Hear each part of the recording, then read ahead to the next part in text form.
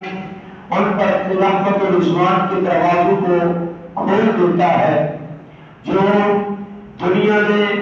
اللہ تبارک و تعالی کی عبادت کرتے ہوئے، روزہ رکھتے ہوئے، نماز پڑھتے ہوئے، زکات دیتے ہوئے، صدقہ و خیرات کرتے ہوئے، یتیم بچوں کی مدد کرتے ہوئے، مساکین کا خیال رکھتے ہوئے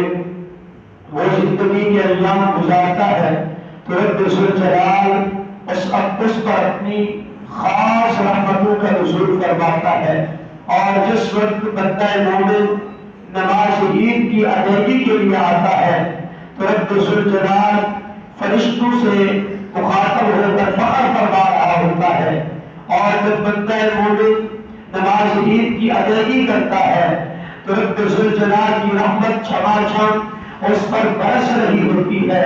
میرے اس بندے سے کہہ دو جو پہلے کر چکا ہے، وہ چاہے سمیت تھے چاہے کمیت تھے، میں نے سارے معاف کر دیے، میں نے سارے معاف کر دیے ہیں۔ عزیزان نماز پڑھنے سے صغیرہ معاف ہوتا ہے، صدقہ دینے سے صغیرہ معاف ہوتا ہے، روزہ رکھنے سے صغیرہ معاف ہوتا ہے، اور دیگر اعمال صالحہ کرنے سے صغیرہ چھوٹے گناہ معاف ہوتے ہیں، بڑا گناہ معاف نہیں ہوتا۔ لیکن توبہ ایک ایسا سبب ہے، جتنا بڑا گناہ بھی کوئی کر کے آیا ہو، رب ذوالجلال توبہ کی برکت سے کبیرہ بھی معاف کروا دیتا ہے، کبیرہ بھی میرا رب معاف کر دیتا ہے۔ تو اس کی رحمت سے نا امید نہیں ہونا، اس کی رحمت سے نا امید نہیں ہونا۔ رب تبارک و تعالی کی رحمت سے اپنی لو لگا کے رکھتی ہے، صبح ہو شام ہو دوپہر ہو رات ہو، ایک ایک لمحہ جو ہے اپنے رب کی یاد کیجیے، اس کی رحمتوں کو یاد کیجیے، اس کی مغفرت کی ضرورت سے مغفرت کی بھیک مانگیے، اس سے رزق حلال کی بھیک مانگیے۔ مقاصدنا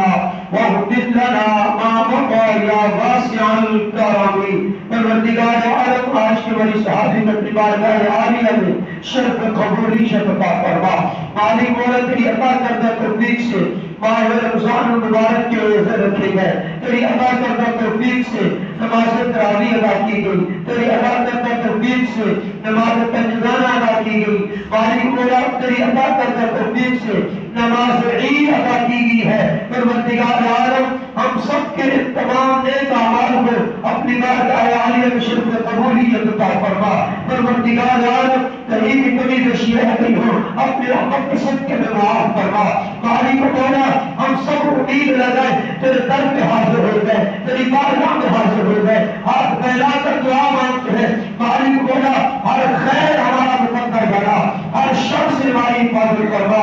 خیر فرما، ہمارے بچوں کی خیر فرما، مالک مولا ہمارے عزیز اقربا کی خیر فرما، امت مسلمہ کی خیر فرما، غزہ کے مسلمانوں کی خیر فرما، فلسطین کے مسلمانوں کی خیر فرما،